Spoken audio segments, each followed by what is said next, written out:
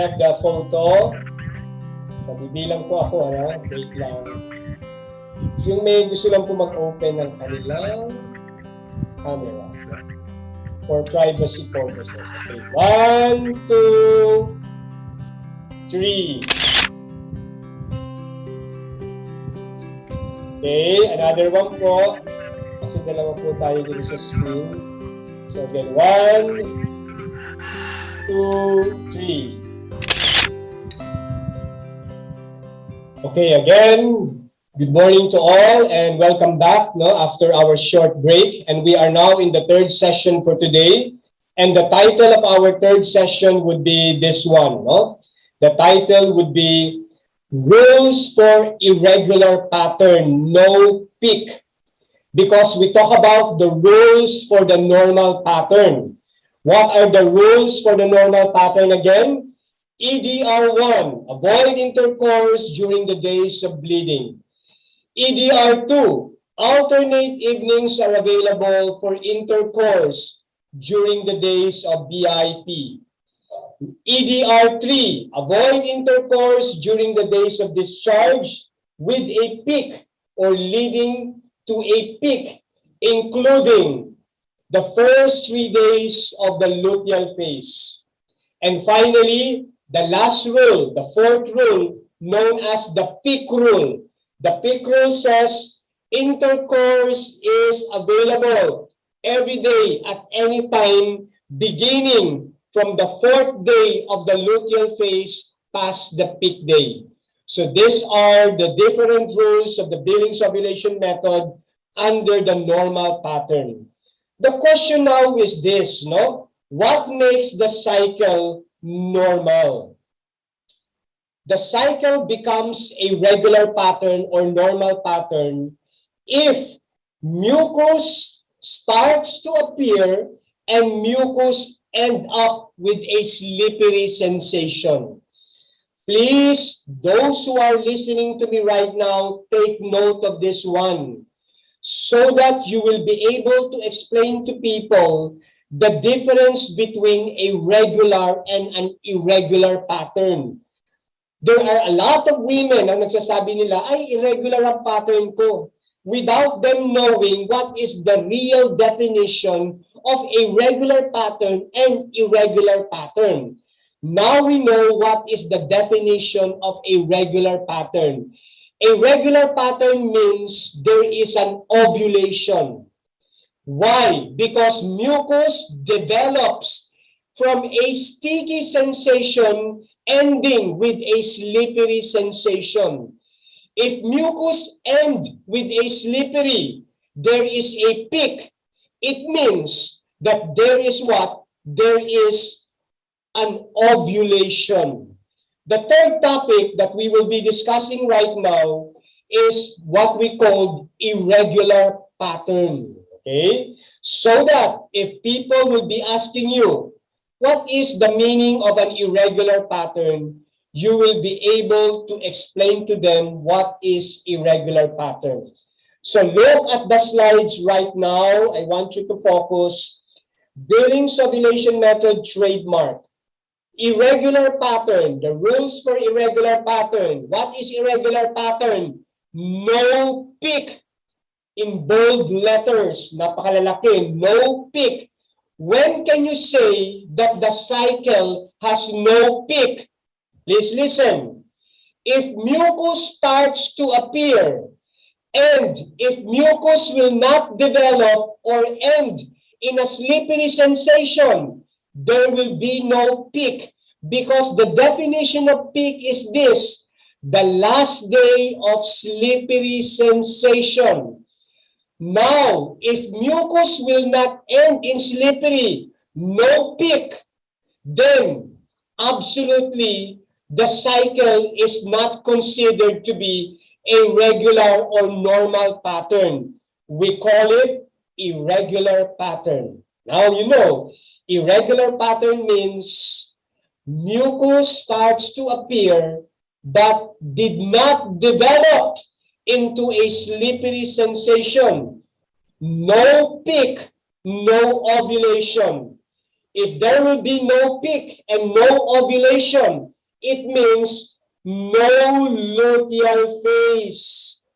Luteal phase will only commence or it will only exist if mucus ends with a slippery sensation, with a peak, with an ovulation. No peak, no ovulation, no luteal. If there is no luteal, no menstruation. Because there is no luteal and there is no menstruation, then the cycle now becomes irregular pattern. Because irregular pattern, there is no development of mucus into slippery. I hope this is clear. In Filipino, ang irregular pattern, ang ibig pong sabihin, ang mucus ay hindi nag-develop into slippery. Kaya kung walang slippery, ang itlog ay hindi nag-mature.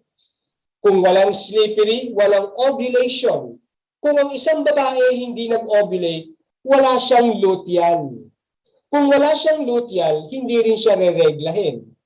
Kaya dahil wala siyang luteal at wala siyang regla at hindi siya nag-ovulate, ang cycle niya ay hindi normal. Not a normal regular pattern. Anong tawag doon? Irregular. Ang irregular cycle ba magbubuntis?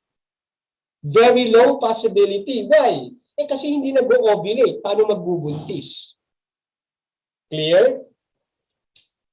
Is that clear? Okay. Can I see thumbs up from the class if the introduction is clear? The introduction to the meaning of an irregular pattern.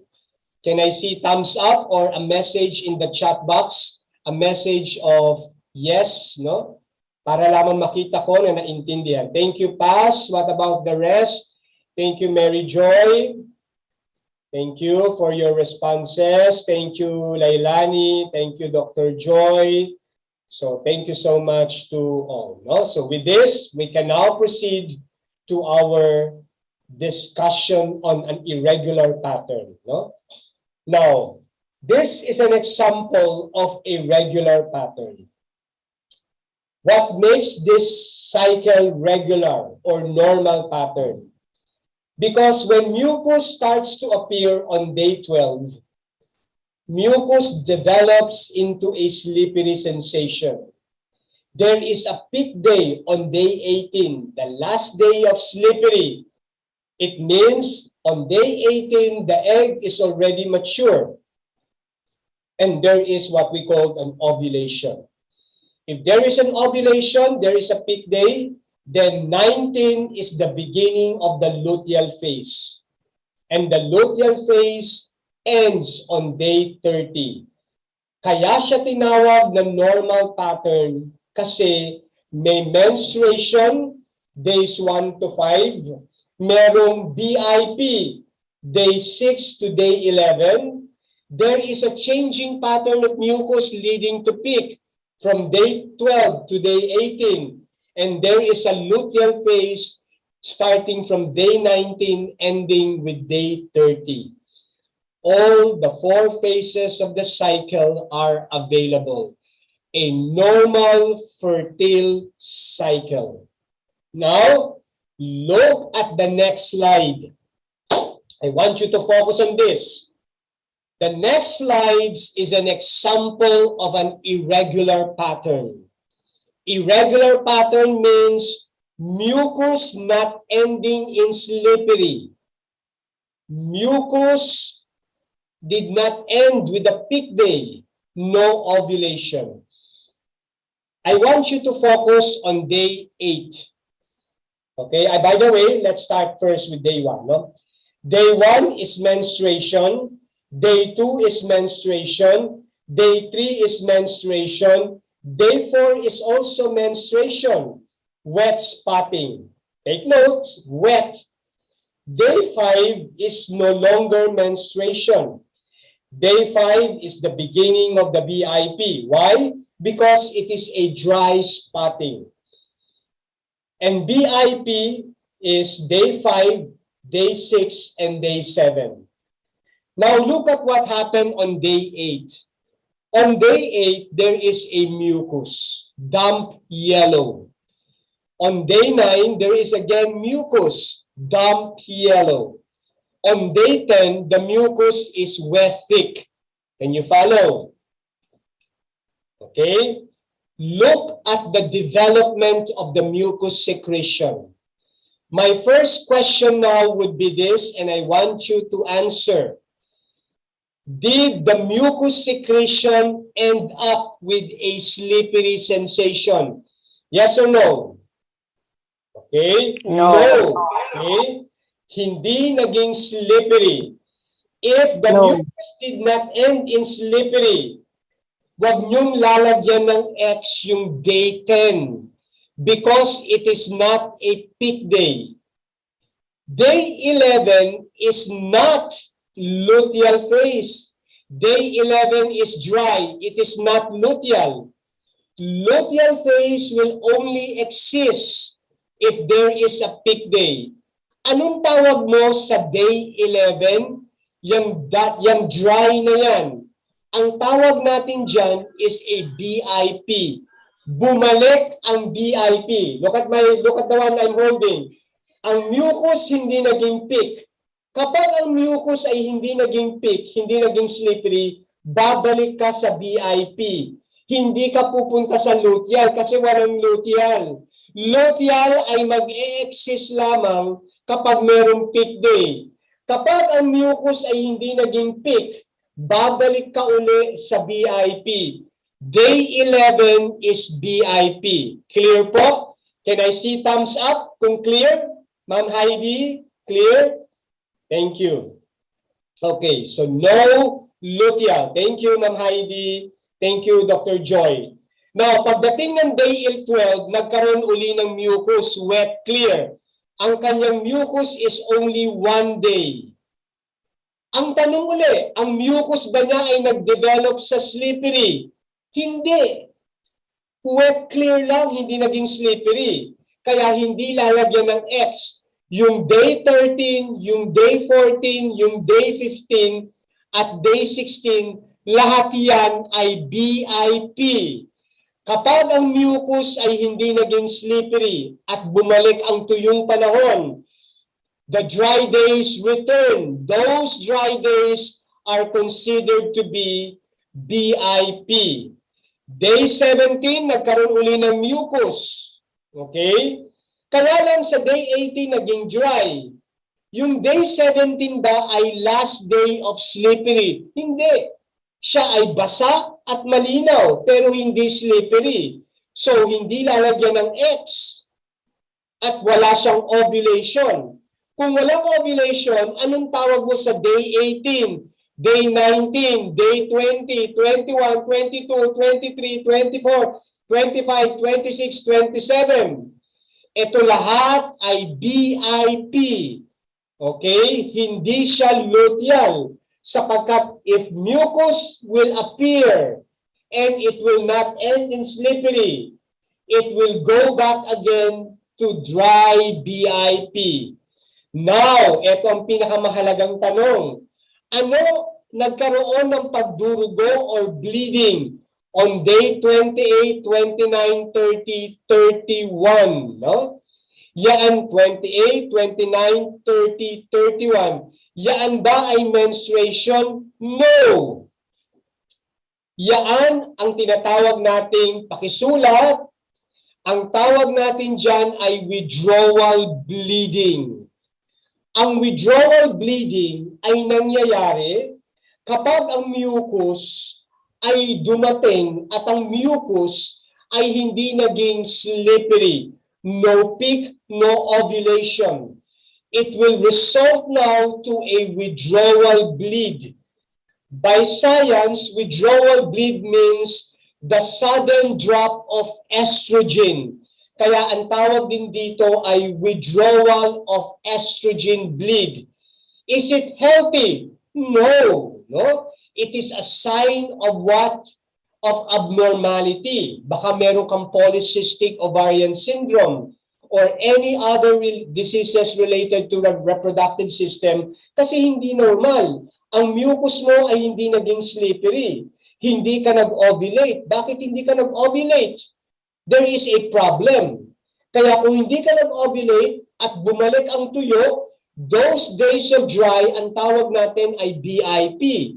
At darating ang pagdurugo. At ang pagdurugo na yon, ang tawag natin is a withdrawal bleeding, not menstruation. Now, all of you who are listening to me, now you know that not all bleeding are considered to be menstruation. Kaya baka meron kayo diyang kapatid, meron kayong mga anak na babae na beyond puberty na, or even you, baka kayo ay nasa reproductive age. Ang tanong, ang pagdurugo nyo ba is a menstruation?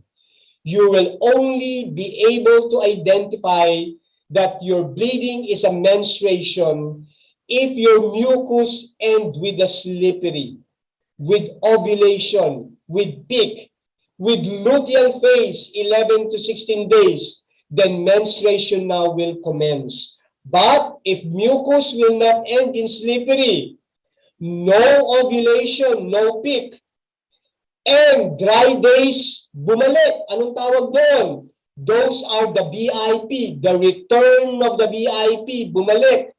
There will be bleeding, but that bleeding or those bleeding, we call it withdrawal bleed. A bleeding which is a result of abnormality, no ovulation. Mucus did not end in slippery, no peak. We call it an irregular pattern or irregular cycle. Clear po? Can I pause for a while and check if you understand? Again, please use the chat box. Pakilagay po yung yes if it is clear, or a thumbs up in your screen, no? Okay, sana po lahat ay mag-participate for me to know. Thank you, Miss. Thank you, Sarah Jane. Thank you, Florence. Thank you, Molary. Thank you, Ralph, no, for your responses. Thank you also to Roselyn, no? Thank you. And to Dennis, no? Now, there's a question here, no, before I proceed. Question po, once an individual is irregular pattern, will this be forever throughout her life? Meaning po, it will not change. No. Kaya ka nagkakaroon ng irregular pattern because of the following reasons. Number one, ikaw ay nagkaroon ng sakit, nilagnat, halimbawa, no? Nagkaroon ka ng stress, na-stress ka due to certain problems in the family. So, ang mucus mo biglang dumating at nagkaroon ka ng financial problems, nagkaroon ka ng mga emotional stress sa iyong family, yung mucus mo hindi magiging slippery. Tandaan natin, kaya ang mucus ay nagiging slippery, sino ang nagko-command? The pituitary gland. The pituitary gland is the one that giving the command in order for the mucus to develop, starting from a sticky sensation, ending up with the slippery. So nagkaroon ka ng stress, or meron kang, kung ikaw ay merong sakit, and that will be forever, no? That will be forever kung hindi yan nagagamot. Halimbawa, you have the polycystic ovarian syndrome. So kung meron kang polycystic ovarian syndrome, then parati kang magkakaroon ng withdrawal bleeding. Kaya ngayon may mga PCOS, they are having difficulty to conceive a child. Because of that, no, parang hindi nagbubuntis. Bakit hindi nagbubuntis? Kasi ang mucus hindi nagiging slippery. At akala niya healthy siya, may regla. No, that is a withdrawal bleed. So kung ikaw ay na-diagnose with PCOS, as long as you have the PCOS, you might experience a long period of no peak, irregular pattern, or any other diseases related to the reproductive system. Pero kapag ikaw ay nagkaroon ng irregular pattern, ang mucus mo hindi naging slippery because of stressful life. O pag nawala na yung stress, babalik ka na uli sa normal pattern. Kaya nga, ang teacher ng Billings Ovulation Method will be able to spot ang situation ng buhay ng kanyang client. Kaya pag tinignan niya ang chart ng client niya, ay merong peak day. Ang mucus nagiging slippery. this mother is healthy, both body and spiritually. Nakuha nyo? Because the chart tells about the life of the mother. Kaya kapag ang chart ng mother, katulad itong chart na nakikita nyo sa screen right now, look at the screen. Kung ganyan ang chart ng mother, is the mother healthy? No. Tingnan mo, no? Damp yellow, dry, dry. Damp yellow mucus, dry, dry. So meaning, ang tawag dyan is hormonal imbalance, no? Kasi yung estrogen, hindi maayos ang condition. So, bakit nagkakaganyan? You need to know the reason. Ikaw ba ay stressful mother? Ikaw ba ay nagkaroon ng sakit, no? At nagkaganyan ka? Or are you diagnosed with a polycystic ovarian syndrome, with myoma? So hanggat meron kang myoma, polycystic ovarian syndrome, and other related diseases, then you will be always irregular pattern kasi hindi ka nagagamot. Kaya lang, kung ang iyong irregular pattern is due to stress, then you need to relax so that it will go back to normal pattern again. Nasagot ko ba yung question mo, Florence? Can I see a yes? Thank you, Florence. No? Kaya yan ang aalamin natin sa client natin. Kapag ang mucus hindi naging slippery, then you can now ask, are you in a stressful condition? Or, magpa-check up ka nga, baka meron kang PCOS, baka meron kang myoma. So, the chart tells us whether the mother is healthy or not. Now, last, before I conclude this one, kapag ikaw ay perimenopausal mother, I repeat kapag ikaw ay isang mother approaching menopausal, ang cycle mo will be like this. You will experience mucus, but your mucus will not end in slippery. Is it dangerous? No. It is normal for a woman to experience this type of irregular pattern as the woman approaches the age of menopausal. We call it perimenopausal mother. Kaya kapag ang edad mo ay 35 years old na, ang tawag sa iyo ay perimenopausal stage. Ikaw ay makaka-experience na ng ganitong cycle. Magugulat ka, o bakit hindi ako ni-regular? O bakit nagkaganito? You are experiencing mucus not ending in slippery. I repeat, this is normal. It is part of aging. Kaya lang, kung ikaw ay 20 years old, 25 years old, 26 years old, bata pa, at ang mucus mo ay hindi nagiging slippery, hindi ka magkakaanak. Di ba? Why? You are irregular pattern. Now listen all of you, kaya pag may babae na lumapit sa inyo at sinabi, ay naku, hindi ako pwedeng mag-chart kasi irregular pattern ako. Ay, naku, mali yung sinabi niya. Kasi kung irregular pattern siya, alam nyo, ay, kung irregular pattern ka, delikado. It means you are not normal. You are 22 and you are saying na irregular pattern ka, you need medical check-up. Nakuha niyo po? Kaya it is not what? It is not biro-biro to say irregular pattern ako. Irregular pattern means there is a problem. Okay? And irregular pattern, for those women na nakaka-experience nan, will not be able to what? To transmit life into the world. Clear po? So, but now the question is how to apply the rules, no? So, ito po ang rule ng, at ang tawag din dito po ay EDR3. EDR3 consists of two. Ulitin ko po yung unang EDR3. Iwasang magtalik sa panahon na merong mucus, na ito ay nagbabago patungong madulas with the peak, kasama ang unang 3 araw ng luteal phase. Yan maliwanag. That is EDR3. Ano yung isang klase ng EDR3? Ito po. Ang sabi sa EDR3 ay ganito din. Iwasang magtalik sa panahon na merong mucus. Tignan nyo yung sa baba.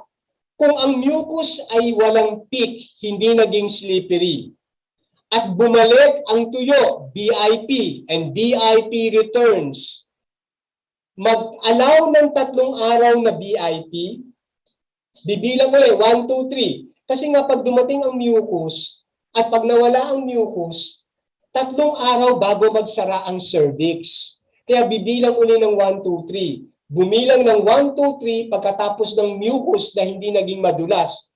Sa ika-4 na araw, hindi ka pwedeng gumamit ng peak rule kasi walang luteal. Ang peak rule ay sa luteal. BIP yun. Ano ba ang rule sa BIP? Alternate evenings. Sa ika-4 na araw, pagkatapos ng mucus na hindi madulas, pagkatapos ng 1, 2, 3, on the 4th day, apply EDR2 or alternate evenings. Naliwanag? So, ang EDR3 ay 2 klase. Yung una ay merong peak. Ito ngayon, walang peak. Okay? So, let's have a sample.